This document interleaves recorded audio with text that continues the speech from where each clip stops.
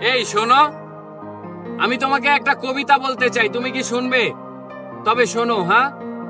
যাকে দেখে আমি হয়ে উঠেছিলাম জোনাকি থেকে জ্যোৎস্না, যার প্রেম পাওয়ার জন্য পৃথিবীর প্রেমে পড়া হলো না, জগৎকুল নাম দিল তার প্রেমিকা।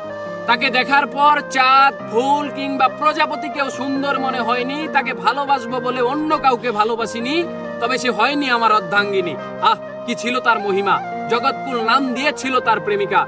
সে তো হারায়নি, বরং আমি হারিয়েছি আমায়। সে বলেছিল ভালোবেসে পাল্টে দেব তোমায় বিচ্ছেদের জামানায়। আহা হা, এর বিপরীতে আমার মুখে সিগারেট আর কবিতাই মানায়। ভালোবেসে হারালাম আমায়।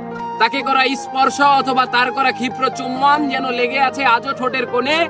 শুধু নেই নেই সেই অনামিকা যার নাম দিয়েছিল জগৎকুল প্রেমিকা।